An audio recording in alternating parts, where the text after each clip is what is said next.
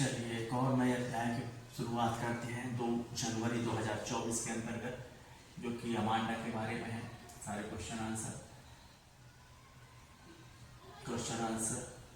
2 जनवरी 2024 के question answer के अंतर्गत चलते हैं। पहला क्वेश्चन है the poem Amanda is composed bye. तो ये पोएम अमांडा किनके द्वारा कंपोज की गई, तो राइटर कौन है, तो रॉबिन कैंट, ये आपको याद कर लेना है। इसके बाद दूसरा क्वेश्चन है according to Amanda freedom is. Amanda के अनुसार फ्रीडम कैसी है, तो फ्रीडम बहुत स्वीट वस्तु, स्वीट मिठास है हम आज़ादी में, है ना। तो फ्रीडम सभी को पसंद होती है, क्योंकि बनकर रहना और से हर बात में टोकटाकी करना किसी को पसंद नहीं। तो अमांडा के अनुसार वो क्या है, जो फ्रीडम है कैसी है, स्वीट है। The poem Amanda is about कहे के विषय में है। अमांडा जो पोएम है तो चाइल्ड साइकोलॉजी, तो मनोविज्ञान होता है बच्चों का, उनकी सोच क्या होती है, क्या पसंद करते क्या नहीं, तो इस विषय में है कि बच्चे क्या सोचते हैं। तो चाइल्ड साइकोलॉजी है इसका विषय। Why should Amanda not eat chocolate. तो अमांडा चॉकलेट नहीं खाती, क्यों नहीं खाती पूछा गया है। It causes acne. तो इसके कारण क्या होता है, मुहासे होते। उसका ऐसा मानना था कि चॉकलेट खाने से मुहासे होते हैं, तो इसीलिए अमांडा जो है चॉकलेट नहीं खाती। आप लोग भी चाहें तो इस चीज़ को अपना सकते हैं और चॉकलेट खाना कम कर सकते हैं। चलिए अगला क्वेश्चन है is Amanda N orphan, why does she से सो। तो अमांडा क्या क्या बोलते हैं, अनाथ है क्या। ऑर्फन मीन्स अनाथ है। और व्हाई डज सी से सो, ऐसा क्यों सोचती है कि अनाथ होती तो अच्छा रहता। No Amanda is not an orphan. Amanda जो है अनाथ नहीं है। सी से सो बिकॉज वो ऐसा सोचती है क्योंकि she want to be alone and to enjoy the freedom that an orphan has. क्योंकि वो चाहती है अलोन रहना चाहती है, एंजॉय करना चाहते, फ्रीडम आज़ादी को एंजॉय करना चाहते हैं। जैसे कि अनाथ लोग होते हैं, अनाथ बच्चे आपने देखे होंगे इधर उधर भागते रहते हैं, उनको कोई रोक नहीं, चाहे जहाँ जाए चाहे जहाँ ना जाए, किसी प्रकार का कोई रोकने वाला नहीं, क्योंकि माता पिता तो होते नहीं। इसी प्रकार से सोचते कि काश मैं भी अनाथ हूँ, जैसे मेरे को आज़ादी होती, जहाँ जाना चाहूँ वहाँ जाऊँ, कोई मुझे रोके नहीं, कोई कुछ करने को नहीं बोले। इसलिए इस क्वेश्चन का यही आंसर होगा, फ्रीडम दैट एन ऑर्फन है। जो फ्रीडम ऑर्फन के पास होती है, लावारिस से बोल सकते हैं उनको, है ना, अनाथ उनके पास होती है, उस टाइप की फ्रीडम की चाह में थी। What could Amanda do if she were a mermaid. अगर अमांडा जो है ना मर्मर होती तो क्या करती। अच्छा, जल परी। तो मर्मर मीन्स जल परी। What could Amanda do if she were a mermaid. अगर मर्मर होती तो क्या करती। If Amanda were a mermaid she would be only resident of the beautiful emerald sea. तो अगर वो मर्मर होती, जल परी होती ना, तो क्या करती कि समुद्र में होती है जल परी, ज़्यादा पानी होता है जहाँ पर, और जिधर चाहे उधर घूमती फिरती। तो वही कहती है कि वही पन्ना समुद्र में ऐसे इधर उधर रहती, ब्यूटीफुल पन्ना समुद्र में रहती, resident of the beautiful emerald sea. तो बहुत सुंदर से समुद्र में उसका स्थान होता, रहवास होता। She would relax and move in the sea. और वो बढ़िया रिलैक्स होती, बढ़िया, और जिधर चाहे उधर सी मूव इन द सी। और समुद्र में किधर भी इधर इधर मूव कर सकती। सी वुड एंजॉय हर फ्रीडम। और अपनी फ्रीडम को बढ़िया मस्त एंजॉय करती, मजे करती। How old do you think Amanda is. कितनी उम्र रही होगी अमांडा की। How do you no this, क्या जानते इसके बारे में। अमांडा आप कैसे जानते हैं इसके बारे में। How do you no this, कैसे कह सकते हैं या कैसे जानते हैं आपके कितनी उम्र। Amanda is a little girl who is around 10-12 years old। तो लगभग 10 से 12 वर्ष की उम्र की रही होगी Amanda. This is for which her mother scold her. और जिस प्रकार से उसकी माता हमेशा उसे डांटती रहती थी और उसे समझाती रहती थी, here are typical instruction given to a girl of this age. तो इसी उम्र की लड़कियों को ज़्यादातर जानकारी दी जाती है कि ऐसा नहीं करना, ये नहीं करना, वो नहीं करना, इधर बैठना है, होमवर्क करना वगैरह वगैरह, इधर उधर नहीं घूमती। तो उससे पता चलता है कि ये लगभग 10 से 12 साल की लड़की नहीं होगी अमांडा। अगले क्वेश्चन की ओर चलते हैं। Do you know the story of Rapunzel. आप रपुंजल की स्टोरी सुनी है, क्या जानते हैं। व्हाट डज सी अमांडा, यानी अमांडा जो है वांट टू बी रपुंजल। तो अमांडा क्यों सोचती है कि मैं भी रपुंजल होती, है ना। चलिए देखते हैं क्यों। Rapunzel is the name of the girl fairy tales, है ना, फेयर स्टाइल, फेयर टाइल्स। तो ये परियों की कहानी है। Rapunzel is the name of the girl's fairy tales. तो ये परी की है, जो लड़की परी होती है उसकी कहानी। Who is captured by an old which.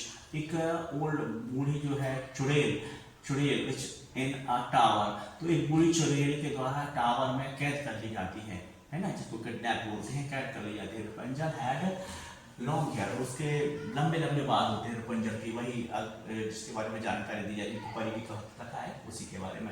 C lets her hair down through the window, और अपने बालों को ना वो खोल देती है, लंबे बाल होते हैं, खोल देती, इतने लंबे होते हैं कि वो खिड़की से खोलती है तो नीचे तक आ जाते हैं। विंडो ऑफ द टावर, उस टावर पे जो ऊंचा टावर होता है, आप देखिए टावर नाम सुना होगा, आजकल मोबाइल फोन के टावर चलते हैं इसी प्रकार से, पहले बिल्डिंग हुआ करती थी लंबी लंबी, तो वहां से ऊपर की खिड़की से वो अपने हेयर खोल देती है तो नीचे तक आ जाते हैं। One day Prince visit the tower, और एक दिन एक प्रिंस, एक राजकुमार जो आता है उसी टावर के आसपास विजिट करता है, आता है घूमते फिरते, and climb with the help of the her long hair, और वो उन बालों को पकड़ के चढ़ जाता है उस टावर में। देख लो आप कितने मजबूत रहे होंगे हेयर, तो उन बालों को पकड़ के वो चढ़ जाता है। एंड सेव हर, और उस लड़की को, उस परी को जो है उस चुड़ैल से बचा लेता है। Similarly like Rapunzel Amanda wishes to live, और इस प्रकार से इन परियों की कहानी सुन के जो अमांडा है ना, वो भी चाहती कि मेरी भी ऐसी जिंदगी हो, मैं भी परियों जैसी जीऊं, मेरे भी लंबे लंबे बाल हों वगैरह वगैरह, टू लाइफ हाई टावर, और मैं भी ऐसी हाई टावर पर चढ़ूं आज़ादी के साथ, मुझे भी आज़ादी हो, पीस एंड हार्मनी, और मुझे भी मतलब जो आज़ादी हो और शांतिपूर्वक सद्भावपूर्ण जीवन मेरा भी हो, किसी प्रकार की कोई टोका-टाकी ना हो। आगे चलते हैं अगले क्वेश्चन की ओर। What are the things that Amanda's mother asked her to do and not to do? तो वो कौन सी चीजें हैं जो अमांडा की मदर जो है ना आस्क हर करने को कहती हैं, और कौन सी चीजें जो नॉट नहीं करने को कहती है, जिन चीजों से उन्हें डांटती है, जिन चीजों को उन्हें जिनको कहना चाहिए करने के लिए बोलती है, निर्देश देती है। Amanda mother's ask her not to bite her nails, तो अमांडा की जो माँ है ना नहीं कहती है कि अपने नाखून ना काटो। लड़कियां ज्यादातर दांत से नाखून जब देखो चिगलती रहती है ना, ये बहुत बुरी आदत है, क्योंकि दांतों में बहुत सारा मटेरियल रहता है। तो अमांडा की जो माँ है ना, वो कहती है कि अपने दांतों से जो है नाखून को नहीं काटना चाहिए। Not to hunch her shoulder, अपने कंधों को ऐसे गिरा के नहीं रखना चाहिए, है ना, मरियल से बने रहो एकदम, ये ज्यादा उचका के भी नहीं चलना चाहिए। And not to eat chocolate, और चॉकलेट भी नहीं खाना चाहिए। चॉकलेट ठीक था, अमांडा को वैसे पसंद नहीं थी, एक चीज थी, बाकी और भी चीजें थी जो माँ था उनकी चाहती थी कि वो करे, लेकिन अमांडा नहीं कर पाती थी। सियास है टू सेट स्ट्रेट, और वह कहती थी, कौन कहती थी, उनकी माँ कहती थी कि अमांडा से कहती थी सेट स्ट्रेट, शांत बैठो, है ना, टू फिनिश हर होमवर्क, और अपना काम जो है सही समय पर पूरा करो, अपना होमवर्क करो। To clean her room and shoes, और अपने जूते और से अपने कमरे वगैरह को खुद ही साफ करना चाहिए। तो बहुत अच्छी आदत है, आप सबको भी सीखना चाहिए। 10वां और last question, right a central idea of the poem Amanda, इस पोएम के बारे में, अमांडा की जो पूरी कहानी थी इसके बारे में सेंट्रल आइडिया वैसे हम पहले ही सुना देते हैं, क्योंकि लास्ट क्वेश्चन वाकई सेंट्रल आइडिया के बारे में था, इसलिए पहले स्टोरी नहीं सुनाई, अब सुनते हैं इस अमांडा के बारे में central idea story. This is a very nice poem composed by Robert Cain, अपन पढ़ चुके हैं, रॉबर्ट कैन के द्वारा लिखी गई स्टोरी है, बहुत ही प्यारी सी स्टोरी है। In this poem the poet describe a little girl Amanda, और इस पोएम में अमांडा के बारे में, छोटी सी बच्ची के बारे में पोएट ने लिखा है, डिस्क्राइब किया, बताया है। Amanda who is always pointed out by her mother for her mistakes, तो इस स्टोरी में अमांडा की माँ के द्वारा उनके निर्देश दिए जाते हैं, पॉइंट किया जाता है उनकी गलतियों को, जो भी अमांडा की रहती है, तो बार बार गलतियों को इंगित किया जाता है उनकी माँ के द्वारा। How she imagine her life to go, और वो इमेज करती है कि कैसी लाइफ होनी चाहिए, अपनी लाइफ के बारे में अमांडा चाहती है कि मेरी जीवन कैसे होना चाहिए। This poem highlights are importance of upbringing of the child, तो ये पोएम जो है हाईलाइट करती है इंपॉर्टेंस और महत्वपूर्ण तथ्यों को इंगित करती है, जो कि पोषण जो जीवन होता है, पोषण होता है, the upbringing of the child, तो इन पॉइंटों को नोटिस करती हैं, बताती हैं कि किस प्रकार से पोषण होना चाहिए, पालन पोषण बच्चों का किस प्रकार से होना चाहिए। Point out that upbringing does not involve making a child responsible and fit to the society, तो जो पॉइंट निकल कर आते हैं उसका कहना ये है कि बच्चों के लिए जो है ना सिर्फ पालन पोषण इस तरीके से नहीं होना चाहिए। Point out that upbringing does not involve making, इस तरीके से नहीं होना चाहिए a child responsible and fit for society, कि बच्चा केवल जो है ना सोसाइटी ओनली, कि सोसाइटी के लिए हम बच्चे को फिट और से जो है ना लायक बनाना है, ये पर्याप्त नहीं है।